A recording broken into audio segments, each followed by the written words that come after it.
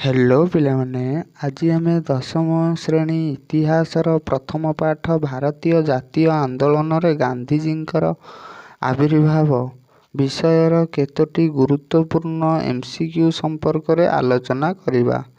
ଚାଲନ୍ତୁ ଆଉ ଡେରି ନକରି ଭିଡ଼ିଓଟିକୁ ଆରମ୍ଭ କରିବା।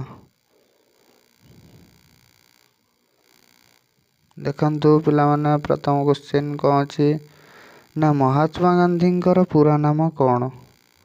ମହାତ୍ମା ଗାନ୍ଧୀଙ୍କର ପୁରା ନାମ କ'ଣ?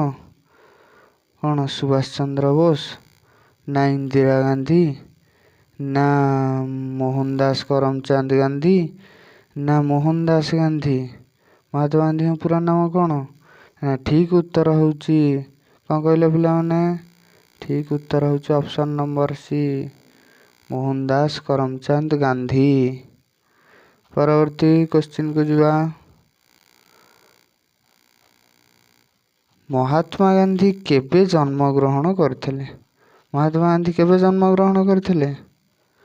ଅପସନ୍ ଦେଖିବା 1969, 1869, 1870, 1947 ନା 1915? ମହାତ୍ମା ଗାନ୍ଧୀ କେବେ ଜନ୍ମଗ୍ରହଣ କରିଥିଲେ କହିଲେ ଦେଖି?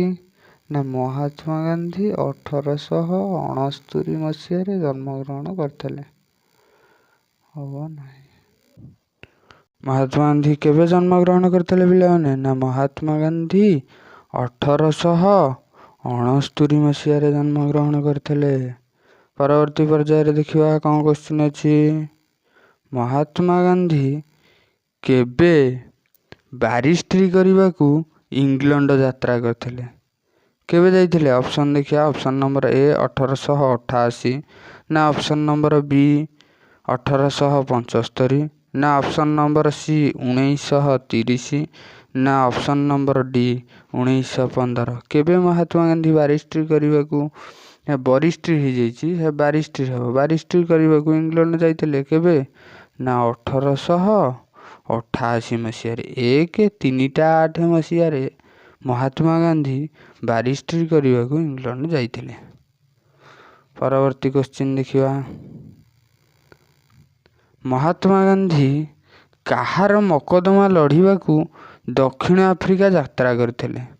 କାହାର ମକଦ୍ଦମା ଲଢ଼ିବାକୁ? Option number A Motilal Nehru, option number B Dada Abdulla, option number C Rajkumar Shukla, option number D Indulal Das? କାହାର କହିଲେ ଦେଖି ପିଲାମାନେ କୁହ? ଆର ଠିକ୍ ଉତ୍ତର ହେବ option number B Dada Abdullah ନାମକ ଯିଏକି ଜଣେ କ'ଣ ନା ମୁସଲମାନ ବ୍ୟବସାୟୀ ଥିବେ। ତାଙ୍କର ମକଦ୍ଦମା ଲଢ଼ିବାକୁ ଗାନ୍ଧିଜୀ କୁଆଡ଼େ ଯାଇଥିବେ? ନା ଦକ୍ଷିଣ ଆଫ୍ରିକା ଯାଇଥିବେ। ପରବର୍ତ୍ତୀ କ୍ୱେଶ୍ଚିନ୍ ଦେଖିବା କ'ଣ ଅଛି ନା ମହାତ୍ମା ଗାନ୍ଧୀ ଦକ୍ଷିଣ ଆଫ୍ରିକାରେ କେଉଁ ରାଜନୈତିକ ଅନୁଷ୍ଠାନ ଗଠନ କରିଥିଲେ? କ'ଣ ଉତ୍ତର ହେବ କ'ଣ? ନା ଅପସନ୍ ନମ୍ବର ଏ ଭାରତୀୟ ଜାତୀୟ କଂଗ୍ରେସ, ନା ବି ଭାରତୀୟ ଜନତା ପାର୍ଟି, ନା ସି ନାଟାଲ ଭାରତୀୟ କଂଗ୍ରେସ, ନା ଡି ଇଣ୍ଡିଆନ ଓପିନିଅନ? କ'ଣ ହେବ ଉତ୍ତର କହିଲେ ଦେଖି ପିଲାମାନେ? କ'ଣ ହେବ? ନା ଠିକ୍ ଉତ୍ତର ହେବ ନାଟାଲ ଭାରତୀୟ କଂଗ୍ରେସ। ସେ ଦକ୍ଷିଣ ଆଫ୍ରିକାର ନାଟାଲ ସହର ଯାଇଥିଲେ। ନାଟାଲ ସହର ସେଠି ଯାଇ କ'ଣ କରିଥିଲେ? ନା ନାଟାଲ ଭାରତୀୟ କଂଗ୍ରେସ ଗଠନ କରିଥିଲେ। ପରବର୍ତ୍ତୀ ପର୍ଯ୍ୟାୟରେ ଦେଖିବା 5 ନମ୍ବର କ୍ୱେଶ୍ଚିନ୍ କ'ଣ ଅଛି ନା ମହାତ୍ମା ଗାନ୍ଧୀ ଦକ୍ଷିଣ ଆଫ୍ରିକାରେ କେଉଁ ସମ୍ବାଦପତ୍ର ପ୍ରକାଶ କରିଥିଲେ? କେଉଁ ସମ୍ବାଦପତ୍ର? ନା ଅପସନ୍ ନମ୍ବର ଏ ସମାଜ, ନା ବି ଇଣ୍ଡିଆନ ଓପିନିଅନ, ନା ସି ଉତ୍କଳ ଦୀପିକା, ନା ଡି ଭାରତୀୟ ମତ? କେଉଁ ଗୋଟାକ? କେଉଁ ସମ୍ବାଦପତ୍ର ପ୍ରକାଶ କରିଥିଲେ? ନା ଠିକ୍ ଉତ୍ତର ହେବ ବି ଇଣ୍ଡିଆନ ଓପିନିଅନ। ମହାତ୍ମା ଗାନ୍ଧୀ କେବେ ଦକ୍ଷିଣ ଆଫ୍ରିକାରୁ ଭାରତକୁ ପ୍ରତ୍ୟାବର୍ତ୍ତନ କରିଥିଲେ? କେବେ ଫେରିଥିଲେ? ନା କ'ଣ ହେବ? ନା ଅପସନ୍ ନମ୍ବର 1919, ନା ଅପସନ୍ ନମ୍ବର ବି 1915 ନା ଅପସନ୍ ନମ୍ବର ସି 1892 ନା option number D 1888? Mahatma Gandhi କେବେ? ନା ମହାତ୍ମା ଗାନ୍ଧୀ 1915 ମସିହାରେ ଭାରତକୁ ପ୍ରତ୍ୟାବର୍ତ୍ତନ କରିଥିଲେ ଦକ୍ଷିଣ ଆଫ୍ରିକାରୁ। ପରବର୍ତ୍ତୀ କ୍ୱେଶ୍ଚିନ୍ ଦେଖିବା ଅଛି। ନା ମହାତ୍ମା ଗାନ୍ଧୀ କୁ କିଏ ମହାତ୍ମା ଆଖ୍ୟା ଦେଇଥିଲେ? କହିଲେ ଦେଖି ପିଲାମାନେ, ମହାତ୍ମା ଗାନ୍ଧୀଙ୍କୁ କିଏ ମହାତ୍ମା ଆଖ୍ୟା ଦେଇଥିଲେ? ହଁ ହବ ଉତ୍ତର? ଉତ୍ତର ହବ ଅପସନ୍ ନମ୍ବର ଏ ରବୀନ୍ଦ୍ରନାଥ ଠାକୁର, ଯିଏକି ବିଶ୍ୱକବି ଭାବରେ ପରିଚିତ।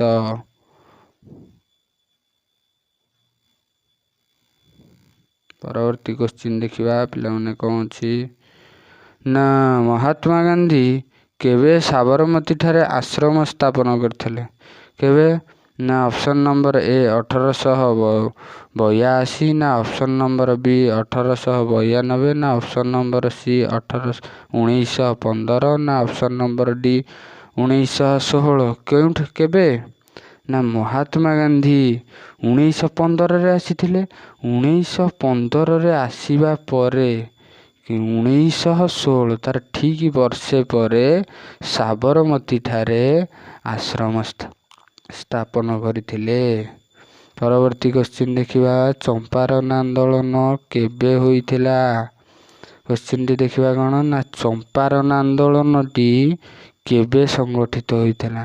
କ'ଣ ହେବ ନା ଅପସନ୍ ନମ୍ବର ଏ 1919 ନା ଅପସନ୍ ନମ୍ବର ବି 1917 ନା ଅପସନ୍ ନମ୍ବର ସି 1918 ନା ଅପସନ୍ ନମ୍ବର ଡି 1916?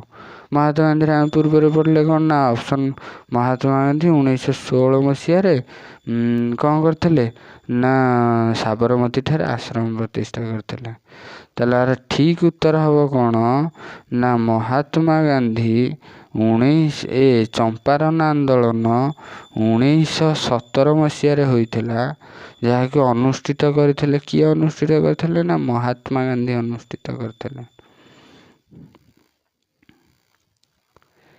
କାହାର ନିମନ୍ତ୍ରଣ କ୍ରମେ ଗାନ୍ଧୀଜୀ ଚମ୍ପାରନ ଯାଇଥିଲେ? ଦେଖିବା କ'ଣ ଅଛି। ଅପସନ୍ ନା ସୁଭାଷ ଚନ୍ଦ୍ର ବୋଷ, ରବୀନ୍ଦ୍ରନାଥ ଠାକୁର ନା ଇନ୍ଦୁଲାଲ ଜାଙ୍ଗିଙ୍ଗ ନା ଡି ହେଉଛି ରାଜକୁମାର ଶୁକ୍ଳ? କାହାର କହିଲେ ପିଲାମାନେ? କାହାର? ନା ମହାତ୍ମା ଗାନ୍ଧୀ କାହାର ନିମନ୍ତ୍ରଣ କ୍ରମେ ଚମ୍ପାରନ ଯାତ୍ରା କରିଥିଲେ? ଏହାର ଠିକ୍ ଉତ୍ତର ହେବ ରାଜକୁମାର ଶୁକ୍ଳ। ଅପସନ୍ ନମ୍ବର ଡି ହେବ ଏହାର ଠିକ୍ ଉତ୍ତର। ପରବର୍ତ୍ତୀ କ୍ୱେଶ୍ଚିନ୍କୁ ଯିବା। ଗାନ୍ଧୀଜୀ କେବେ ଚମ୍ପାରନର ସଦର ମହକୁମା ମୋତିହାରିଠାରେ ପହଞ୍ଚିଥିଲେ? କ'ଣ ନା ଅପସନ୍ ଦେଖିବା କ'ଣ ଅଛି। ନା ଅପସନ୍ ନମ୍ବର ଏ 1888 ମାର୍ଚ୍ଚ ମାସରେ ନା ଅପସନ୍ ନମ୍ବର ବି 1915 ଏପ୍ରିଲ ମାସରେ ନା ଅପସନ୍ ସି 1917 ଏପ୍ରିଲ ମାସରେ ନା ଅପସନ୍ ଡି 1917 ଜାନୁଆରୀ ମାସରେ? କେବେ? ନା ମହାତ୍ମା ଗାନ୍ଧୀ ଏପ୍ରିଲ 1917 ଏପ୍ରିଲରେ ଯାଇଥିଲେ। କେଉଁଠିକି? ନା ଚମ୍ପାରନର ସଦର ମହକୁମା ମୋତିହାରିକୁ ଯାଇଥିଲେ। ଖେଡ଼ା ଆନ୍ଦୋଳନ କେବେ ହେଇଥିଲା ସାଙ୍ଗମାନେ? ଖେଡ଼ା ଆନ୍ଦୋଳନ କେବେ ହୋଇଥିଲା? ଦେଖିବା ଅପସନ୍ କ'ଣ ଅଛି। 1915 ନା 1917 ନା 1919 ନା 1920? ଖେଡ଼ା ଆନ୍ଦୋଳନ ଚମ୍ପାରନ ଆନ୍ଦୋଳନର ଠିକ୍ ବର୍ଷେ ପରେ ହେଇଥିଲା। ଏଠି ଅପସନ୍ଟି ମୁଁ ଭୁଲ ଦେଇଦେଇଛି। 1918 ମସିହାରେ 1918 ମସିହାରେ କ'ଣ ହେଇଥିଲା ନା ଖେଡ଼ା ଆନ୍ଦୋଳନ ଅନୁଷ୍ଠିତ ହୋଇଥିଲା। ଖେଡ଼ା ଆନ୍ଦୋଳନରେ ମହାତ୍ମା ଗାନ୍ଧୀଙ୍କର ମୁଖ୍ୟ ସହଯୋଗୀ କିଏ ଥିଲେ? କିଏ ମହାତ୍ମା ଗାନ୍ଧୀଙ୍କୁ ଅଧିକ ସହଯୋଗ କରିଥିଲେ? କିଏ କରିଥିଲେ ଦେଖିବା। ନା ରାଜକୁମାର ଶୁକ୍ଳ ନା ଦାଦା ଅବଦୁଲ୍ଲା ନା ବଲ୍ଲଭ ଭାଇ ପଟେଲ ନା ଇନ୍ଦୁଲାଲ ଜାଙ୍ଗିଙ୍ଗ? କହିଲେ ସାଙ୍ଗମାନେ କିଏ? ଖେଡ଼ା ଆନ୍ଦୋଳନରେ ମୁଖ୍ୟ ସହଯୋଗୀ ଥିଲେ ଗାନ୍ଧୀଜୀଙ୍କର। କିଏ? ନା ଇନ୍ଦୁଲାଲ ଜାଙ୍ଗିଙ୍ଗ। ଅପସନ୍ ନମ୍ବର ଡି ହେବ ଏହାର ଠିକ୍ ଉତ୍ତର, ଇନ୍ଦୁଲାଲ ଜାଙ୍ଗିଙ୍ଗ। ପରବର୍ତ୍ତୀ ଦେଖିବା। ରାଉରକେଲା ଆଇନ କେବେ ଗୃହୀତ ହେଲା? କେବେ? ନା 1919 ମାର୍ଚ୍ଚ 18, ନା 1919 ଏପ୍ରିଲ 16, ନା 1919 ଏପ୍ରିଲ 18, ନା 1919 ଜାନୁଆରୀ 26, 1918 ଜାନୁଆରୀ 26 କେବେ ହୋଇଥିଲା? କହିଲେ ସାଙ୍ଗମାନେ କେବେ ହୋଇଥିଲା? ରାଉରକେଲା 1919 ମାର୍ଚ୍ଚ 18 ତାରିଖ ଦିନ ଗୃହୀତ ହୋଇଥିଲା। ଏ ହେଇଯିବ ଏହାର ଠିକ୍ ଉତ୍ତର। ରାଉରକେଲା ଆଇନ ବିରୋଧରେ ଦେଶବ୍ୟାପୀ ହରତାଲ ପାଳନ ହୋଇଥିଲା। କେବେ? ରାଉରକେଲା ଆଇନ ବିରୁଦ୍ଧରେ ଦେଶବ୍ୟାପୀ ହରତାଲ ପାଳନ ହୋଇଥିଲା। କେବେ ହୋଇଥିଲା? ଦେଖିବା ଅପସନ୍ 1919 ମାର୍ଚ୍ଚ 30, 1919 ଏପ୍ରିଲ 6, 1919 ଏପ୍ରିଲ 18, ନା 1919 ମାର୍ଚ୍ଚ 18 କେବେ? ନା ଠିକ୍ ଉତ୍ତର କହିଲେ ଦେଖି। ଠିକ୍ ଉତ୍ତର ହେବାର କ'ଣ ହେବ? ନା 1919 ଏପ୍ରିଲ 6। ପରବର୍ତ୍ତୀ କ୍ୱେଶ୍ଚିନ୍ ଦେଖିବା।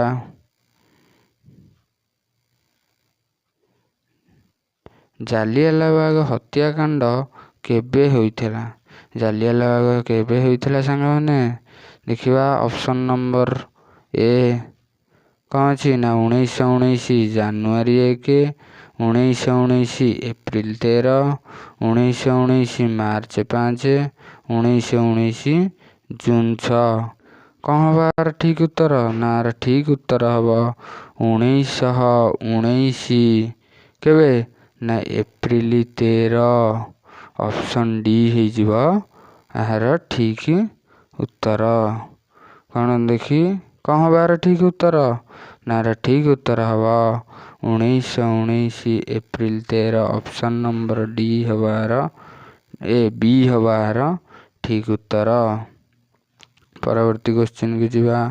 ଜାଲିଆନାବାଗ ହତ୍ୟାକାଣ୍ଡରେ ସରକାରୀ ହିସାବ ଅନୁସାରେ କେତେ ଲୋକ ମୃତ୍ୟୁବରଣ କରିଥିଲେ? ଜାଲିଆନାବାଗ ହତ୍ୟାକାଣ୍ଡ ଯେଉଁ ଅନୁଷ୍ଠିତ ହୋଇଥିଲା ସେ ସରକାର ହିସାବ ଅନୁସାରେ କେତେ ଲୋକ ମରିଥିଲେ? କେତେ ଲୋକ ମରିଥିଲେ ପିଲାମାନେ?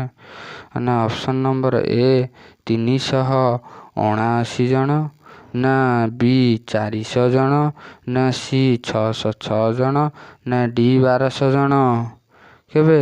ନା ର ଠିକ୍ ଉତ୍ତର ହେବ ଅପସନ୍ ନମ୍ବର ଏ 379 ଜଣ ଜାଲିଆନାବାଗ ହତ୍ୟାକାଣ୍ଡରେ ମୃତ୍ୟୁବରଣ କରିଥିଲେ।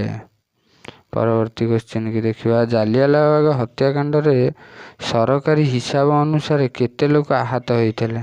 କେତେ ଲୋକ ଆହତ ହୋଇଥିଲେ ସାଙ୍ଗମାନେ?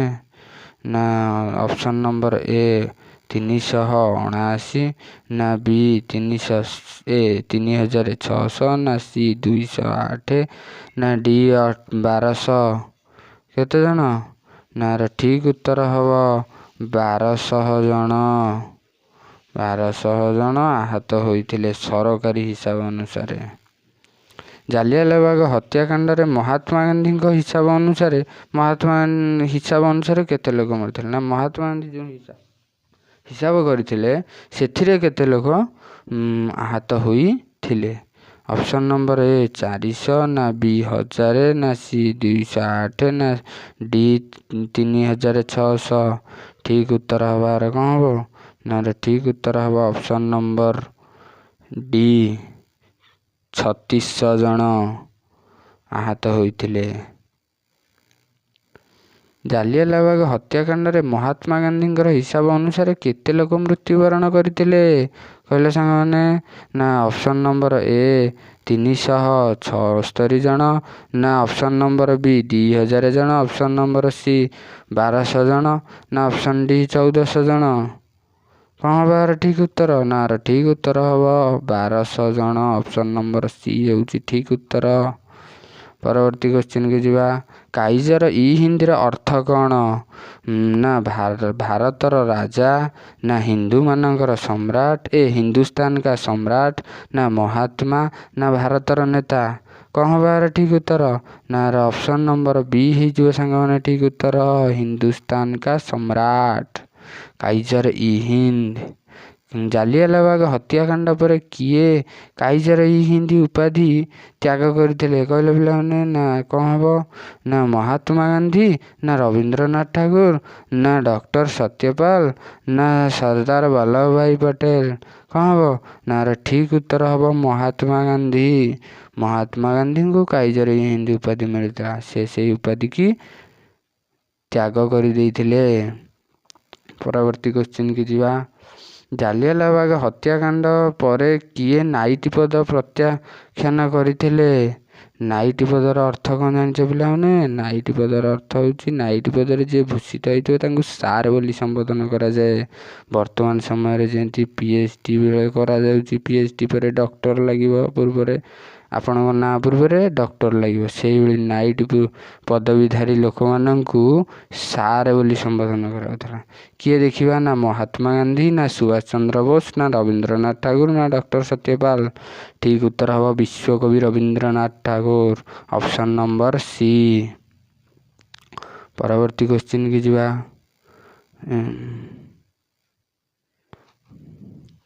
ଯଦି ଭିଡ଼ିଓଟି ଭଲ ଲାଗିଥାଏ ତେବେ ସାଙ୍ଗମାନଙ୍କ ସହ ନିଶ୍ଚୟ ସେୟାର କରନ୍ତୁ। ଜୟ ଜଗନ୍ନାଥ। ଦଶମ ପାଠଶାଳାରେ ଆଉ କେଉଁ କେଉଁ ବିଷୟ ସମ୍ପର୍କରେ ଆପଣ ଭିଡ଼ିଓ ଚାହୁଁଛନ୍ତି ଦୟାକରି କମେଣ୍ଟ କରନ୍ତୁ।